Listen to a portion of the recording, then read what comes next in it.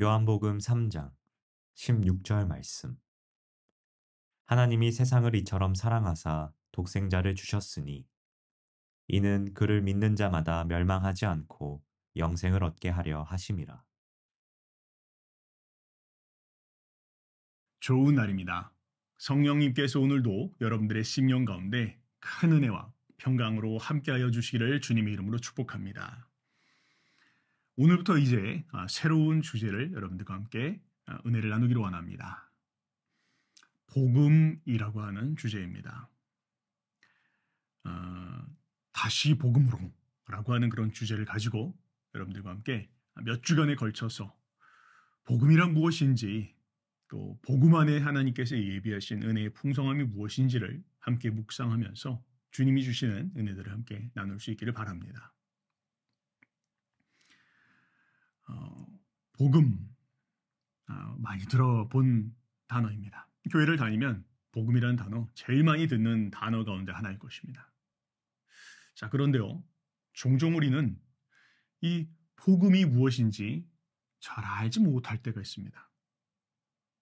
뿐만 아니라 복음의 그 풍성함과 부요함 가운데에서 복음의 어떤 그 한 일부분만을 가지고 그저 신앙생활을 할 때도 있습니다.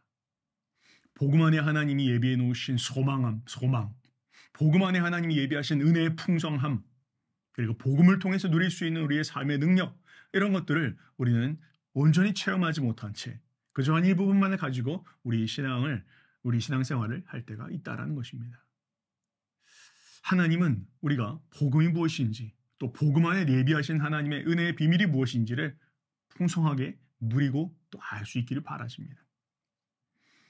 때문에 저는 여러분들과 함께 이 새로운 주제를 가지고 몇 주간에 걸쳐서 함께 묵상하면서 복음이 무엇인지, 정말 복음은 무엇인지, 또 왜 우리가 다시 거듭 복음으로 돌아가야 하는 것인지, 또 그 복음 안에서 하나님께서 예비하신 은혜의 풍성함은 무엇인지, 이런 부분들을 함께 묵상하면서 주님이 주기를 원하시는 은혜의 풍성함을 누릴 수 있는 그런 시간들이 되기를 바랍니다. 오늘은 그 첫 번째 시간으로 우리가 복음이란 무엇인가에 대한 부분들 함께 생각해 보기를 원합니다. 여러분, 복음이 무엇이다라고 생각하십니까? 복음은 무엇입니까? 어떤 분들은 건강하게 오래 사는 것, 혹은 어떤 분들은 좋은 직장에 취직하는 것, 또 어떤 분들은 좋은 학교에 가고, 혹은 신랑 신부 잘 만나서 기쁘고 행복하게 결혼 생활하는 것, 이렇게 이야기할 수 있겠습니다. 그것도 복음이라 이야기할 수 있을 것입니다. 복음이 그냥 단어적으로 이야기하면 기쁜 소식, 좋은 소식, 영어로 이야기하면 good news, 이렇게 이야기할 수 있으니까요. 그러나 이것들은 성경이 이야기하고 있는 복음과는 좀 거리가 있습니다. 성경은 그러면 복음이 무엇이다라고 말을 하고 있습니까? 성경이 말하고 있는 복음은 무엇입니까? 성경이 정의하는 복음은 바로 이것입니다. 복음이란 하나님께서 저와 여러분들 같이 이런 연약한 인간들을 위하여 그리스도 안에서 이루신 일, 그 일에 대한 복된 소식이다. 바로 이것이 성경이 이야기하고 있는 복음의 정의입니다. 하나님께서 우리를 위하여 그리스도 안에서 행하신 일에 대한 복된 소식, 그것이 바로 복음이라는 것입니다. 자, 그러면 한번 왜 복음을 이렇게 정의하는지 한번 구체적으로 생각해 봅시다.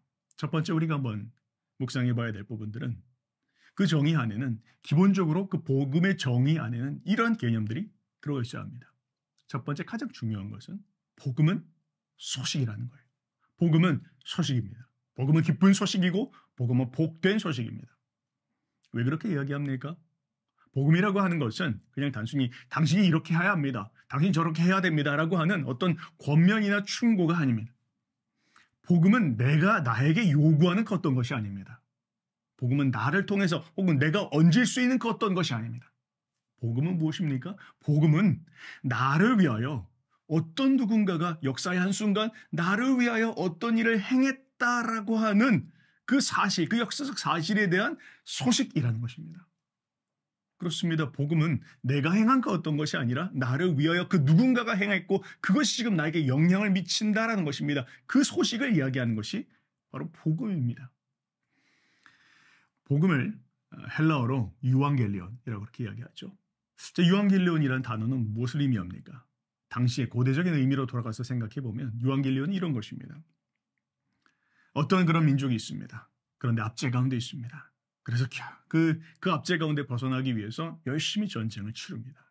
그리고 오랜 시간 그 전쟁 끝에 결국에는 승리를 합니다. 그리고 그 기쁜 소식, 승리의 소식을 가지고 옵니다. 바로 이게 유앙겔리온입니다. 그때 당시에 사람들이 이야기하는 바로 이것이 복음, 기쁜 소식이다 라고 그렇게 이야기했다는 것이죠. 결국 그것을 통해서 오랜 시간 동안 압제 가운데 있었던 우리에게 이제 해방이 찾아왔다. 이제 우리는 자유함을 얻게 되었다.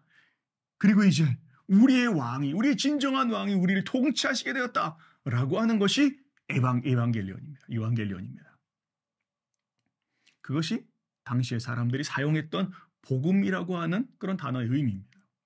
자, 초대교회 성도들은요, 이 단어를 차용하여서 예수 그리스도께서 우리를 위해서 행하신 일에 그 단어를 사용합니다. 그런데 일반적으로는 그것을 복수로 사용을 하였습니다. 세상 사람들이 이야기할 때 복수로 사용하였지만 초대교회 기독교인들은 그것을 단수로 사용하면서 역사의 어느 한순간 예수 그리스도께서 이 땅 가운데 오셔서 행하신 그 한 일, 그 한 가지 사건, 그것이 바로 유앙겔리온이다. 바로 그것이 복음이다 라고 이야기를 한 것입니다. 그것이 복음에 대한 원래적인 그런 정의입니다. 그래서 복음은 무엇입니까? 복음은 소식입니다. 복음은 복된 소식이요. 복음은 기쁜 소식입니다. 저 여러분들을 위해서 이루어진 그 어떤 사건에 대한 소식이다. 그것이 바로 복음이라는 것이죠. 두 번째, 복음은 무엇이냐라고 이야기할 때 복음은 바로 우리가 구원받았다라고 하는 그런 소식입니다. 구원받았다라는 소식. 자, 그런데요. 그 말에는 우리가 구원을 받았다라고 했을 때는 우리가 어떤 상태에 있었다라는 걸 이야기하는 것이죠. 우리가 어떤 위험 가운데 있었다. 우리가 어떤 상황 가운데 처해 있었다라는 것을 이야기합니다. 그곳에서 구출함을 받았다. 우리가 그곳에서 구원함을 받았다라고 이야기하는 것이죠. 복음에는 그 개념이 들어가 있습니다. 자, 그러면 우리가 이렇게 한번 생각해 봅시다. 만약 우리가 복음이 우리를 위해서 행해진 그 어떤 일에 대한 소식이라면 그러면 우리가 도대체 어떤 상황 가운데 처해 있었던가, 어떤 위험 가운데 처해 있었기에 우리가 구출함이 필요했고 구원함이 필요했을까? 여러분가 성경을 한번 연구해보면 성경 전체가 인간에 대해서 이야기하는 건 죄로 인하여 타락한 인간이 맞이하게 될 우리의 상태, 우리가 맞이하게 될 가장 큰 위험이라고 하는 것을 뭐라고 정의하고 있는 줄 아십니까? 우리가 처해 있는 가장 큰 위험한 상태, 우리가 처해 있는 가장 위험한 지금의 현실이 어떤 것이냐라고 이야기할 때 성경은 바로 그것이 우리가 하나님의 진노 가운데 있다라고 그렇게 말씀하고 있습니다. 하나님의 진노 가운데 처해 있다라고 그것이 우리가 맞이하고 있는 가장 큰 위험이다 그렇게 이야기하고 있습니다. 여러분 제가 하나님의 진노라고 그렇게 이야기를 하면요. 사람들이 외계인 취급하죠. 요즘 같은 세상에 왜 하나님의 진노 참 인기 없는 그런 주제이고 별로 그렇게 썩 귀가 열리지 않는 그런 주제일 것입니다. 그러나 하나님의 진노라고 하는 것은 굉장히 우리가 기억해야 하고 또 묵상에 알고 있어야 되는 중요한 그런 주제입니다. 자, 하나님의 분노. 여러분 하나님이 분노하신다고 생각하십니까? 하나님이 진노하신다고 생각하십니까? 종종 우리는 절대 그렇지 않죠. 하나님은 사랑의 하나님이시고 하나님은 모든 것을 덮어주시는 은혜의 하나님이십니다. 네, 맞습니다. 그것도 한 가지의 측면입니다. 그런데 우리가 꼭 기억해야 될 것은 하나님의 진노가 무엇인지, 하나님의 분노가 무엇인지를 우리가 알아야 한다는 것입니다. 왜 하나님께서 분노하실까요? 왜 하나님께서 진노하실까요? 그것은 바로 하나님의 의로우심 때문입니다. 하나님의 의로우심이라고 하는 것, 바로 그것이 하나님의 진노의 근원이고 하나님께서 분노하시는 그 이유입니다. 이렇게 한번 생각해 봅시다. 만약 우리가 난 그런 하나님 싫습니다. 하나님 진노하지 마십시오. 분노하지 마십시오. 라고 만약에 우리가 하나님께 요구할 수 있다면 하나님은 당신의 의로우심을 포기하셔야 합니다. 하나님, 사랑의 하나님만 원합니다. 하나님, 분노하지 마십시오. 진노라는 건 받아들이지 않을 것입니다. 그렇다면 하나님 포기하셔야 되는 게 있는데 그건 하나님의 공의로우심, 그걸 포기하시지 않으시면 하나님이 진노하실 수밖에 없다는 것입니다. 이렇게 한번 생각해 볼까요? 법관이 있습니다. 한 나라의 법관이 만약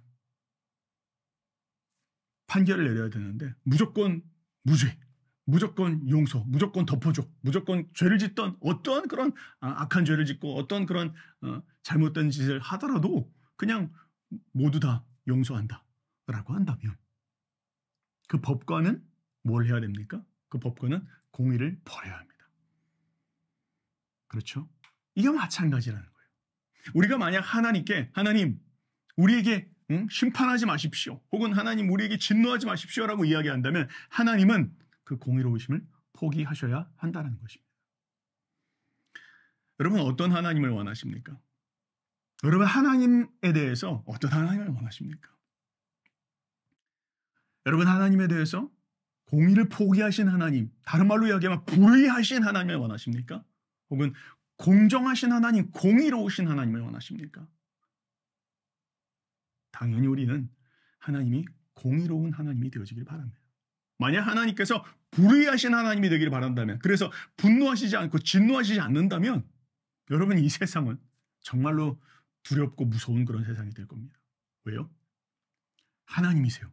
전능하신 하나님이십니다. 영원히 사시는 하나님이세요. 그런데 불의하신 하나님이에요. 그럼 세상은 어떻게 될까요? 세상은 정말로 무질서해질 것입니다. 언제 어느 순간 어떤 일이 벌어질지 모를 것입니다. 불의가 가득 차더라도 그냥 하나님은 거기에 대해서 개입하시지 않습니다. 그건 불의하신 하나님을 만약 하나님이 불의하시다면 일어나게 될 세상을 이야기하는 것이죠. 때문에 하나님은 그러실 수 없는 분이십니다. 하나님은 어떤 하나님이십니까? 하나님은 공의로우신 하나님이라는 거예요. 우리 모두는 하나님, 공의로운 하나님 되어지기를 바랍니다.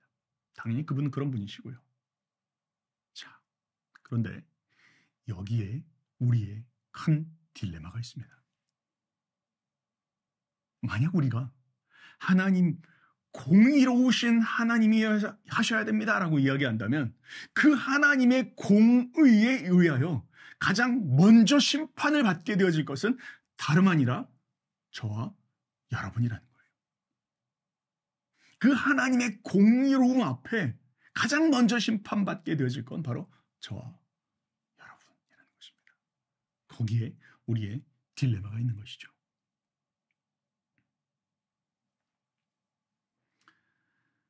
때문에 그 하나님의 의로운 분노와 진노 앞에 우리는 피할 수가 없습니다. 부패하고 타락하고 치우쳐져 있는 우리 인간은 그 누구도 그 하나님의 공의로운 앞에 설 수 없다라고 이야기하는 것이 성경의 증언입니다. 바울은 이렇게 이야기합니다. 하나님의 진노가 하늘로부터 나타나서 불의한 행동으로 진리를 거스르는 사람들이 행한 모든 경건치 않은 것과 불의를 치십니다. 그렇게 이야기합니다. 그렇습니다. 하나님의 의로우심은 우리의 모든 그 작은 것이다 할지라도 우리의 모든 그 불의함에 대해서 참으실 수 없고 심판하셔야 된다. 그것이 성경이 이야기하고 있는 기준입니다. 그러면 우리 가운데 어떤 사람들이 이렇게 이야기할 겁니다. 저는 나쁜 짓 안 했습니다. 저는 살인도 안 했고요. 제가 막 가늠한 것도 없는데 저한테 그렇게 이야기하시면 너무 박한 것 같습니다. 이렇게 이야기할지 모르겠어요. 그러나 여러분 한번 생각해 봅시다. 죄는 심판받을 수 있는 죄가 있고 심판받지 않을 수 있는 죄가 있는 게 아니라는 거예요. 죄에는 차별함이 없습니다. 큰 죄든 작은 죄든 그 모든 죄는 하나님 앞에 모두가 다 공의로운 심판 앞에 설 수밖에 없는 죄라는 것을 우리는 기억해야 합니다.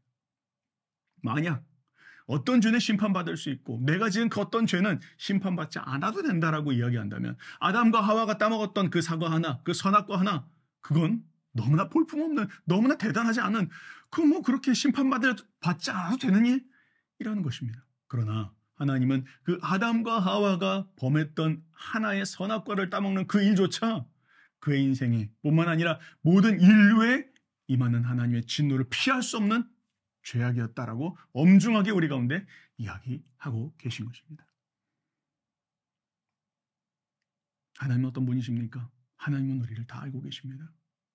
우리의 행동과 우리의 말과 우리의 생각과 심지어 우리의 마음까지 속속들이 다 알고 계시는 그 하나님 앞에 섰을 때 우리가 하나님의 심판을 받지 않을 수 있다라고 이야기할 수 있는 사람은 이 세상 그 어디에도 없다라는 것을 우리는 인정해야 합니다.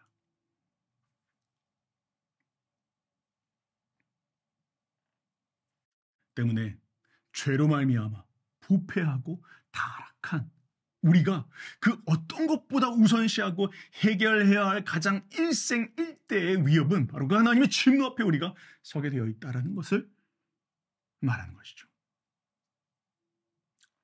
그러나 복음이 복된 소식인 이유는 무엇입니까?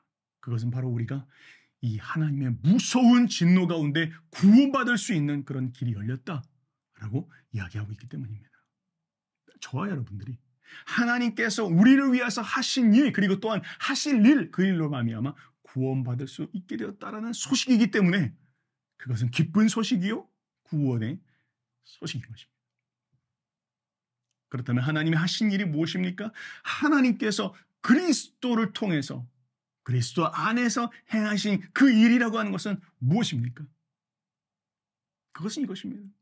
2000년 전 로마 시대가 가장 그 정점에 달했을 당시에 하나님께서는 죄로 말미암아 처절한 상태 가운데 일어날 수 없는 상태 가운데 있는 인간들 저와 여러분을 위하여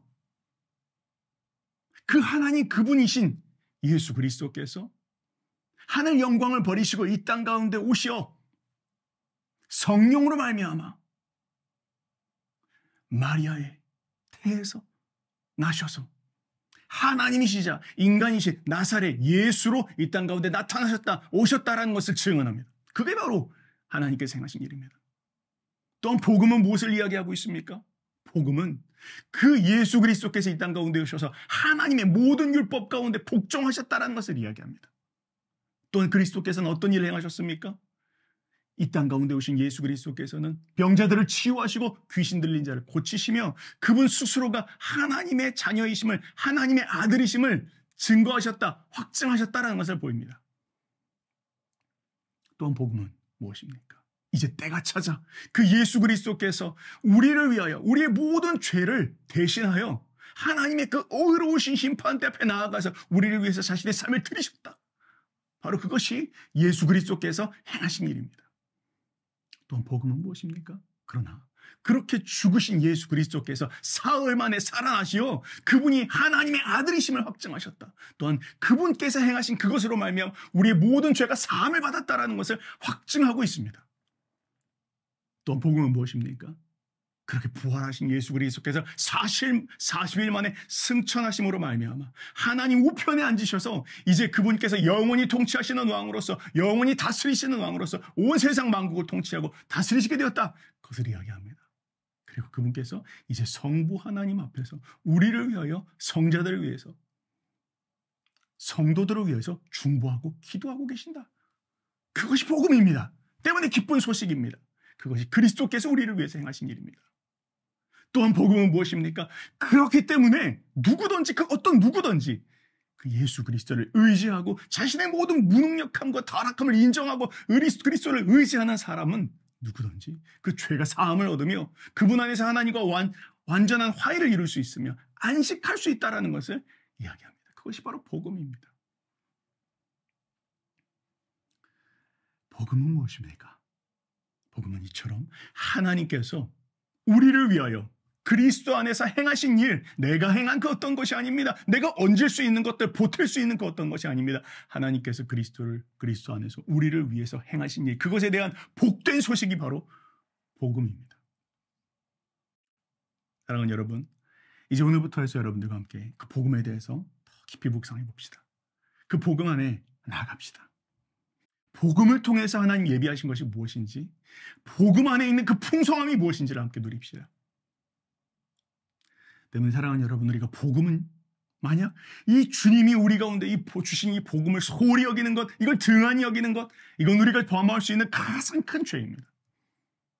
또한 하나님이 우리 가운데 주신 이 복음을 증언하지 아니하는 것, 이건 우리가 저지를 수 있는 가장 큰 직무유기입니다. 때문에 우리는 복음으로 돌아가야 할 것입니다. 여기에 왜 우리가 복음을 알아야 하는지, 왜 우리가 다시 거듭 복음으로 돌아가야 되는지 그 이유가 있습니다.